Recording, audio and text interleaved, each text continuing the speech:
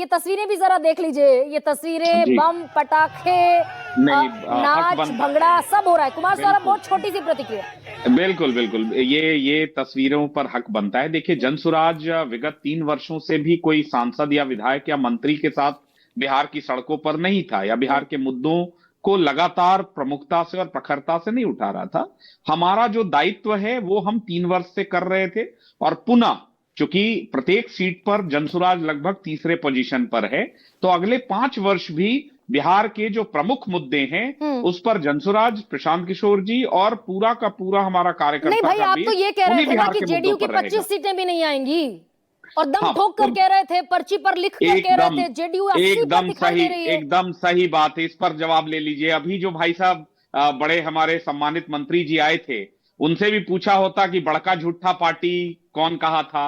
हाँ, जो ना है ना ना ना, मिट्टी में मिल यानी जाएंगे भाई लेकिन आप, बीजेपी के साथ नहीं यही तो जाएंगे। गड़बड़ होती है दरअसल। भाई सर प्रशांत प्रॉब्लम किशोर ये जैसा है, पढ़ा लिखा आदमी प्रॉब्लम कहता है ये कि वो है कि राजनीति ये छोड़ देगा।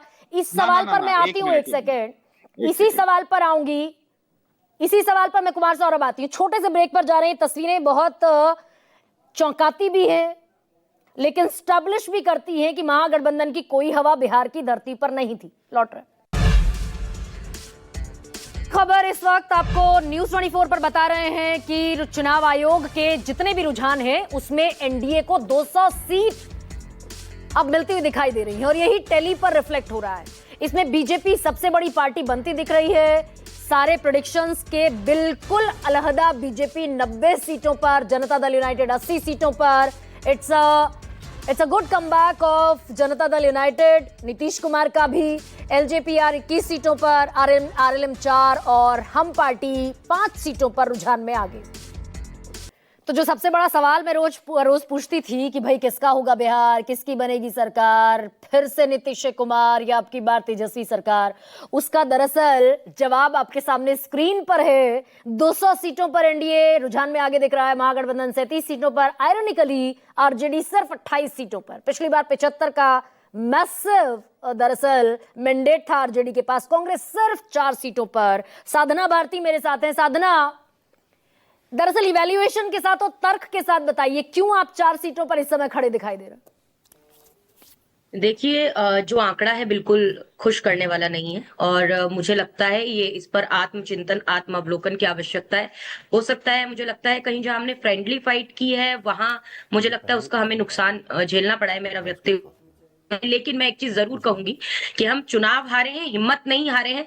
लेकिन एक बहुत बड़ा ये सवाल भी इसमें निकल कर आ रहा है, क्योंकि आपने गिरिराज सिंह जी से बहुत सारे लगातार आपने उनसे सवाल पूछे हैं, और मुझे लगता है कि वो सवाल जायज थे। उनका सीधा सीधा जवाब तो उनसे नहीं मिल पाया, लेकिन मैं एक सवाल जरूर उठाना चाहूंगी कि ये जीत का श्रेय जनता के साथ साथ कहीं ना कहीं मुझे लगता है चुनाव आयोग को भी जाता है, क्योंकि विश्व के सबसे बड़े लोकतंत्र भारत के अंदर जब वोट चोर सत्तासीनों के साए में लोकतंत्र लूटतंत्र में बदलता जा रहा है, और सर्वप्रथम हमें जरूरी है कि चुनाव आयोग को जो चयन करने की प्रक्रिया है उसे निष्पक्ष बनाने की आवश्यकता है। क्योंकि अगर चुनाव आयोग निष्पक्ष होता तो जिस तरह से चुनाव के बीच में हमने रक्त रंजन देखा, चुनाव के बीच में गोलियां चली, मर्डर हुए, चुनाव जब तक चुनाव घोषित हो जाता है, जिस दिन नॉर्मल ऐसा होता है कि उस दिन के बाद से कोई भी तरह का आप सरकारी कोई आप घोषणा नहीं कर सकते, कुछ देने की बात नहीं कर सकते, लेकिन सरेआम 10,000 रुपए रिश्वत के तौर पर चुनाव में दिया जाता रहा और खुलकर दिया जाता रहा। उस पर चुनाव आयोग की कोई प्रतिक्रिया सामने नहीं आई। तो मुझे लगता है कि ये मुझे बहुत जरूरी लगता है। और राहुल गांधी नहीं दिखाई दिए। साधना, नहीं, देखिए, राहुल जी ने तो वोटर अधिकार यात्रा से लेकर चुनाव में रहे, ये कहना गलत होगा कि नहीं दिखाई दिए। वो डिसअपीयर हो गए। नहीं, बिल्कुल कहना गलत होगा। डिसिप्लिन हमने बहुत मुस्तैदी से, मैं जो कह रही हूँ वो बिल्कुल ठीक कह रही हूँ साधना। मैं रिसर्च के साथ बैठती हूँ भाई। वोटर अधिकार यात्रा के बाद कितनी रैलियां की राहुल गांधी ने। किशनगंज में एक रैली करने पहुंचे थे, जिस समय इलेक्शन कैंपेन अपने वर्ज पर था, लास्ट आवर्स थे, उस समय राहुल गांधी मध्य प्रदेश में थे।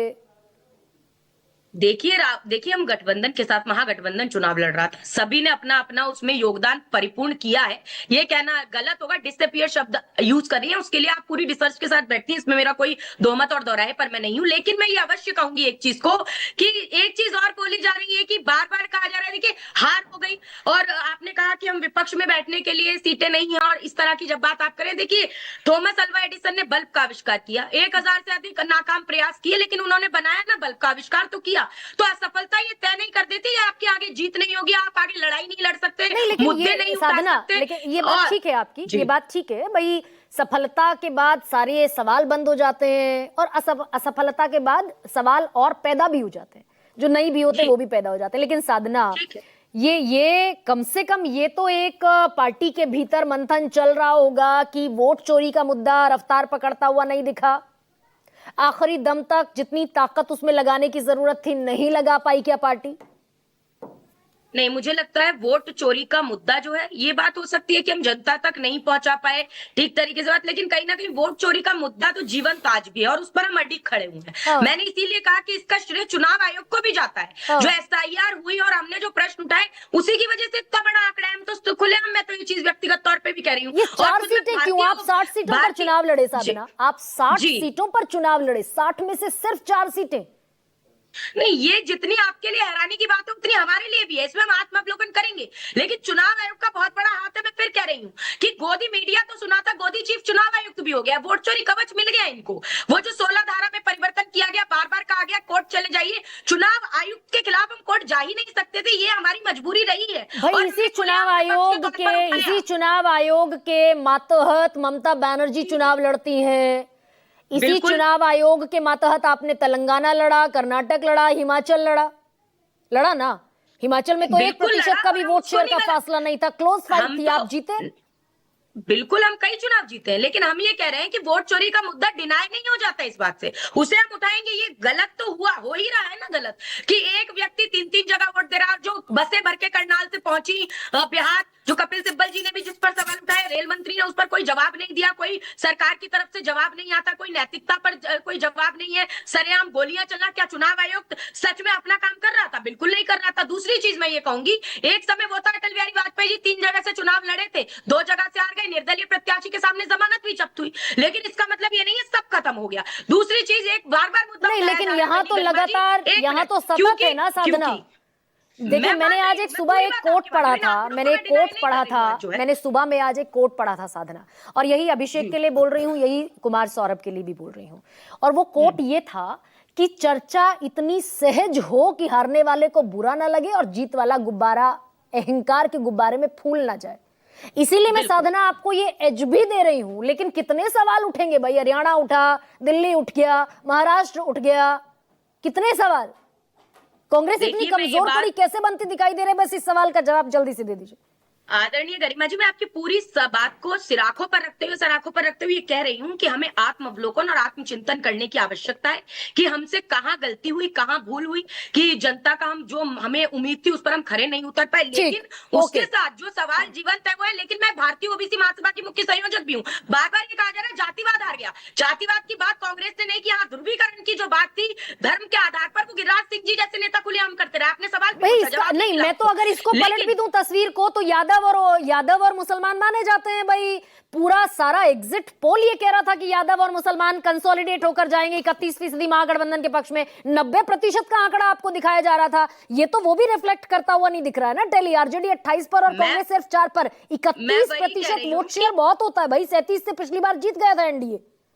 नहीं, मैं आपसे सिर्फ इतना कह रही हूँ कि हम आत्मावलोकन, आत्मचिंतन जरूर करेंगे, ठीक, लेकिन ये ओके। सामाजिक न्याय की लड़ाई है, ये भी जारी Fine, रहेगी, ओके, और जो अभिषेक। मुद्दे हैं वो भी जारी रहेंगे। Good luck for that Sadhana, good luck for that. But ये जो हार का सिलसिला है दरअसल बड़ा हो रहा है, और इस पर अब कंसर्न बहुत सारे लोग जाहिर भी करते हैं। अभिषेक, सबसे पहले तो बधाई दूं आपको, कांग्रेचुलेशंस, विश करूं, कैसे खुश होंगे आप निश्चित तौर पर अभिषेक? सिर्फ हम ही खुश नहीं है, बिहार का विकास, बिहार की उन्नति चाहने वाले हर चेहरे पर आज खुशी है। एक निश्चिंतता का भाव भी है कि जिस तरह से बड़ी संख्या में लोगों ने फिर से नीतीश जी के चेहरे पर मुहर लगाई, उनके नेतृत्व पर मुहर लगाई, मोदी नीतीश की जोड़ी को पसंद किया, एनडीए के कुनबे को मदद की, ये वाकई हम सबको एक सुखद अनुभूति देता है। और वो गाना था ना कि फिर से बिहार का माथा हरदम ऊंचा, इनके जैसा मिले न कोई दूजा, दिल से दुआएं आशीर्वाद और प्यार हो, बिहार में बहार हो। और सचमुच बिहार वासियों ने इसको साबित किया है। 10वीं बार लेंगे ना शपथ नीतीश अभिषेक? एकदम लेंगे शपथ। 10वीं बार ना? एकदम आपने ठीक कहा, 10वीं बार शपथ लेंगे। और जो अगला कार्यकाल होगा वो बिहार के लिए सचमुच स्वर्णिम साबित होगा। और 25 से 30 नीतीश। ये नारा तो एनडीए के सभी साझा कार्यक्रमों में खूब बुलंद हुआ है कि 25 से 30 फिर से नीतीश। हमने 225 का लक्ष्य रखा था, लोग कई बार इसको हंसी में भी उड़ाते थे, लेकिन बड़ा भाई बीजेपी बनती दिखाई दे रही है। स्ट्राइक रेट जेडीयू से बेहतर दिखाई दे रहा है बीजेपी का। क्या फैक्टर रहा होगा इसके पीछे अभिषेक? हम जब एक साथ चुनाव लड़ते हैं तो ये बड़ा भाई छोटा भाई वाला कॉन्सेप्ट नहीं लगाते हैं। वैसे अगर आप देखें तो 16 सीटें हम लड़े थे लोकसभा में, 12 जीते। बीजेपी 17 लड़ी, 12 ही जीती। तो हमने उस वक्त भी कोई स्ट्राइक रेट को कंपेयर नहीं किया था। हम एक दूसरे के परस्पर सहयोग में रहते हैं और उसका नतीजा है। गरिमा जी, आप तब से सबसे पूछ रही थी कि आखिर क्या कारण हुआ आप हार गए, क्या कारण हुआ आप लोग इतनी बुरी परिस्थिति पे चले आए। अरे कारण आपको साफ दिख रहा है ना, चुनाव से इतने महीनों पूर्व से एनडीए के सभी घटक दलों के बीच का समन्वय, साझा कार्यक्रम और साझा रणनीति। और दूसरी तरफ ऐसा पहली बार हुआ महागठबंधन के अंदर कि भाई 10 सीटों पर। नहीं, यहाँ पे मैं थोड़ा सा अभिषेक डिसएग्री करती हूँ। मैंने साधना को भी कहा कि भाई असफलता आलोचनाओं को जन्म देती है, सफलता सारे सवाल खत्म कर देती है। सिंक्रनाइजेशन तो नहीं था। जिस समय 101 सीटें जेडीयू की घोषित हुई, 101 सीटें बीजेपी की घोषित हुई, कोई साझा प्रेस कॉन्फ्रेंस तो नहीं हुई। नीतीश कुमार नाराज भी दिखे कि भाई राजगीर और बहुत सारी सोनबरसा से लेकर बहुत सारी सीटें जो दे दी गई थी चिराग पासवान को, उस पर बाकायदा उन्होंने अंगद का पांव भी अड़ाया। चलिए मैं आपकी जानकारी को थोड़ा एनहांस कर देता हूं। साझा आपने कहा प्रेस कॉन्फ्रेंस नहीं हुई, लेकिन लगता है आपने पोस्ट को नहीं देखा। सभी पार्टियों के जितने शीर्ष नेता थे उन्होंने एक समय पर एक साथ पोस्ट किया और पूरे हर्ष के साथ पोस्ट किया। मान लीजिए कि सभी नेता अलग अलग जगहों पर थे, अगर उस वक्त प्रेस कॉन्फ्रेंस हो रही होती तो आप जैसे कई ऐसे पत्रकार हैं, कई ऐसे चैनल से जो सवाल उठा रहे होते कि अमुक अमुक नेता इस प्रेस कॉन्फ्रेंस में नहीं आए हैं, नाराज हैं क्या। तो सभी नेताओं ने बहुत समन्वय के साथ एक टाइम पर सीटों की जो संख्या है उसको लेकर पोस्ट किया। हाँ, ये जरूर है। जीतन राम मांझी तो आखिर तक अड़े रहे अभिषेक। जीतन राम मांझी तो 15 दे दो, सिर्फ 15 ग्राम रखो अपनी भूमि तमाम कौरव पांडव कर दिया जीतन राम मांझी ने। तो अड़ गए थे वो, दिल्ली निकल आए थे। कोई सब इतिहास की बातें थी। आपको ये समझना जरूरी है कि जब तक लोग दावा नहीं करेंगे तब तक अधिक चीजें नहीं मिलती हैं। बहुत स्वाभाविक सी बात है। हर पॉलिटिकल पार्टी चाहती है अधिक से अधिक सीटें लड़ने को मिले।